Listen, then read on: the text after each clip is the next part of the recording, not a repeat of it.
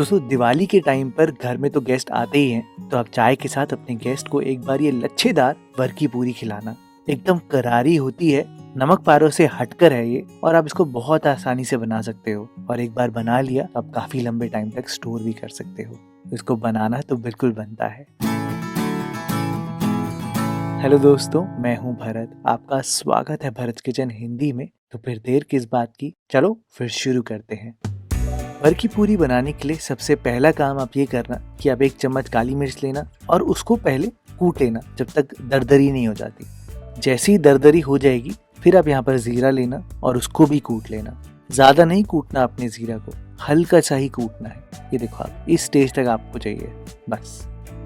अब यहाँ पर आटा लगा लेते हैं, और आटा भी ना थोड़ा सा डिफरेंट है। यहाँ पर मैंने यहाँ पर 2 कप मैदा लिया है। उसके साथ साथ आप यहाँ पर 4 टेबलस्पून तक फाइन वाली सूजी का ही इस्तेमाल करना है। यहाँ पर फाइन वाली सूजी आप डालना, और फिर आप यहाँ पर काली मिर्च जीरा जो हमने कूट के रखा था वो डालना। मैंने यहाँ पर चिली फ्लेक्स का इस्तेमाल किया है, थोड़ी सी अजवाइन डाली है, और नमक तो आएगा ही आएगा। ये सारी चीजें आप आटे में पहले अच्छे से कोने कोने तक मिला देना, और फिर आप यहाँ पर मोइन डालना। इस रेसिपी की खास बात यह है कि आपने यहाँ पर ज्यादा मोइन नहीं डालना, आपने सिर्फ इतना डालना है कि जिससे आपकी जो पूरी है वो करारी निकल कर आए। खस्तापन के लिए हम कुछ और करेंगे इस रेसिपी में। आप यहाँ पर गरम घी डालना, लगभग 2 टेबलस्पून, और उसको अच्छे से कोने कोने तक फैला देना, मिला देना अच्छे से आटे में। इसका टेक्सचर समोसे या कचौड़ी की तरह तो नहीं होगा क्योंकि मोइन इतना ज्यादा तो नहीं है, लेकिन हल्का सा आपको दानेदार टेक्सचर लगेगा। आप ये देखो, हाथों में ऐसे प्रेस कर रहा हूँ तो जुड़ रहा है, लेकिन काफी ज्यादा ड्राई है अभी टेक्सचर, है ना, आराम से टूट रहा है। तो बिल्कुल ऐसा टेक्सचर चाहिए हमें दोस्तों।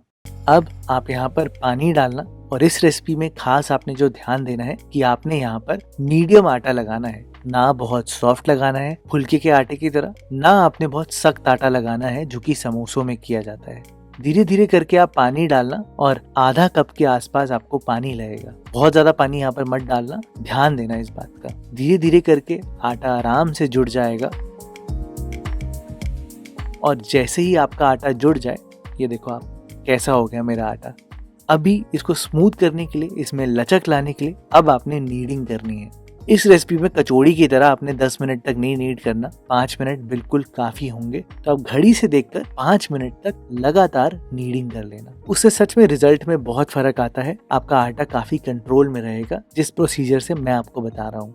नीड करने के बाद आप देखोगे कि आटा हल्का सा इवन हो जाएगा, थोड़ा स्मूथ सा होने लगेगा। ताकि आटा खुश्क ना हो, ड्राई ना हो, आप यहाँ पर एंड में 1 टेबलस्पून देसी घी डालना, और 1 मिनट तक देसी घी के साथ आटे में अच्छे से लोच लगाना, यानी कि अच्छे से नीड कर लेना। और सच में आटे में बढ़िया सा ग्लूटेन डेवलप होगा, और अब जब हम इसको रेस्ट करेंगे ना, तो ये मॉइस्चर भी बहुत अच्छे से एब्जॉर्ब करेगा। ये देखो आप, है ना एकदम नरम सा आटा। तो मीडियम आटे से और नरम मैंने कर दिया है, लेकिन गूंद के, पानी से नहीं। तो अब मैंने क्या किया है कि मैंने आटे में हल्का सा तेल लगाया है ऊपर, और इसको कवर करके रेस्ट करने के लिए छोड़ दिया है, लगभग आधे घंटे के लिए।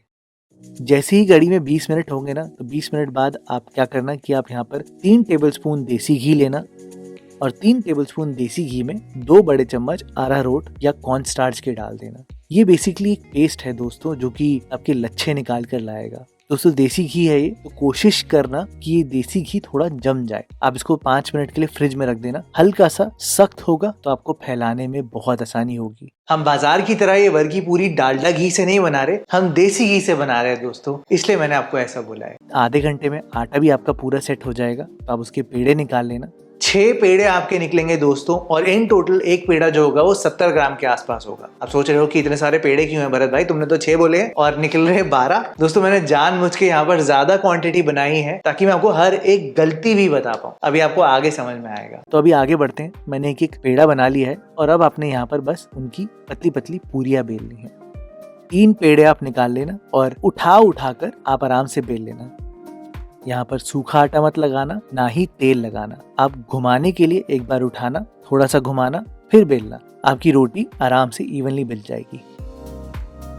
एक एक करके मैंने यहाँ पर तीनों पूरियों को बेल लिया है, और जो सबसे नीचे वाली पूरी होगी ना, क्योंकि हमने उसको उठाया नहीं है, तो उसमें अभी ग्लूटेन जो है वो काफी खिंचा हुआ है। बाकी दोनों जो पूरियां हैं वो हल्की सी श्रिंक हो चुकी होंगी, छोटी हो चुकी होंगी। तो तो आप देखना अभी मैं उनको बैलेंस कैसे करूंगा। आप अभी वो कॉर्नस्टार्च और घी वाला मिक्सचर लेना और उसको अच्छे से कोने कोने तक फैला देना। यहाँ पर ब्रश का इस्तेमाल मत करना दोस्तों, उंगली का ही करना, ताकि एक एक कोने तक आप आराम से फैला दो। इसके ऊपर आप एक पूरी रखना और पूरी को आप आराम से खींच सकते हो क्योंकि इसमें ग्लूटेन है और यहीं पर वो नीडिंग काम आती है दोस्तों, फटेगी नहीं पूरी। आराम से आप इनको पतला कर सकते हो। फिर से आप घी लगा देना एक एक कोने पर और फिर तीसरी पूरी रख देना और इसको भी खींच कर सेट कर लेना। और अब आखिरी टॉप के ऊपर भी आप यहाँ पर घी और कॉर्नस्टार्च का मिक्सचर लगा देना। अच्छे से एक पतली सी लेयर आपने लगानी है और बस अब इसको उठाकर ऐसे रोल कर देना। चलो यहाँ तक तो रेसिपी काफी इजी भी है, आप इसको यहाँ तक आराम से बना सकते हो। अब मैं बताता हूँ क्या क्या चीजें इंपॉर्टेंट है जिन पे आपको ध्यान देना है। रोल करने के बाद साइड्स तो आप कट कर लेना और कोशिश करना बाकी जितनी छोटी छोटी पूरियां बनाओगे उनको इक्वल साइज में डिवाइड कर देना और चाकू से ऐसे कट कर देना। अब आपको यहाँ पर लेयर्स दिख रही होंगी काफी अच्छी सी, है ना। अब ध्यान देने वाली बात यह है दोस्तों, जहाँ पर आप लॉक लगा रहे हो, जहाँ पर ये बंद हो रही है पूरी, उसको आप थोड़ा सा उठाना और इसको ऐसे नीचे की तरफ छुपा देना और इसको जो अपने हाथ से ऐसे प्रेस कर देना। सिर्फ इतनी सी चीज करने से दोस्तों आपकी जो पूरी है ना, फ्राई करते वक्त बिल्कुल नहीं खुलेगी। ये देखो मैंने आपको करके भी दिखाया है कि अगर आप ऐसे लॉक नहीं लगाते तो आपकी पूरियां खुल जाएंगी और सही नहीं बनेंगी। दूसरी बात जो आपने ध्यान देनी है कि जिस साइड आपने लॉक लगाया है, फ्राई करते वक्त वो साइड आपने ऊपर की तरफ रखनी है। जब आप गरम तेल में डालोगे तो वो साइड ऊपर होनी चाहिए। अगर वो साइड नीचे होती है तो आपकी जो पूरी है वो ऐसी बनेगी, यानी कि एक तरफ झुक जाएगी और सही नहीं बनेगी, उसके लच्छे सही से नहीं खुलेंगे। तो दोस्तों आप ऐसे एक ही करके अपनी पूरी का एक पेड़ा बना लेना और अब आपने इनको बेलना है। ध्यान रखना कि आपने इनको पतला बेलना है। मैं ऐसा इसलिए कह रहा हूँ क्योंकि जब आप इनको बेलोगे तो आप खुद ही देख लो, जैसे ही मैं इनको उठाऊंगा ये अपने आप ही श्रिंक हो जाती है। देखो मैंने कितनी बड़ी बेली थी, उठाते ही अपने आप ही श्रिंक हो जाती है। तो अब इनको पतला और बड़ा ही बेलना, अपने आप ही जब आप उठाओगे तो ये सेट हो जाएंगी। आपने इनको फ्राई करना है 120-130 डिग्री के आसपास, ज्यादा गर्म तेल में नहीं करना और मीडियम टू लो फ्लेम पर करना है। तीसरी और आखिरी बात जिसका आपने यहाँ पर ध्यान देना है वो ये है कि आपने बहुत सारी पूरी एक साथ नहीं तलनी, क्योंकि अगर आप बहुत सारी पूरी एक साथ तल दोगे तो फिर जब इसको पलटने जाओगे ना पहली बार, तब आएगा असली मजा। तब उनके लच्छे बहुत आराम से खुल जाएंगे क्योंकि बहुत नरम होती हैं। आपको इनको पलटने में दिक्कत आने लगेगी, तो इसलिए आप ऐसा मत करना।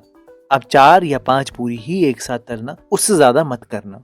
अब ये हो गई दोस्तों सारी इंपॉर्टेंट बात, और इसलिए ही मैंने यहाँ पर डबल आटा गूंद कर आपको हर एक गलती करके दिखाई है, ताकि आपको घर पर कोई भी दिक्कत ना हो और आपका जो सामान है बिल्कुल भी वेस्ट ना हो। तो बस आप गरम तेल में इनको डालना। मैंने 4 ही डाली है और मैंने इस बात का तो ध्यान दिया ही है कि जो लॉक वाली साइड है वो ऊपर हो, ताकि वेट की वजह से नीचे वाली साइड एकदम सही से खुल कर आए।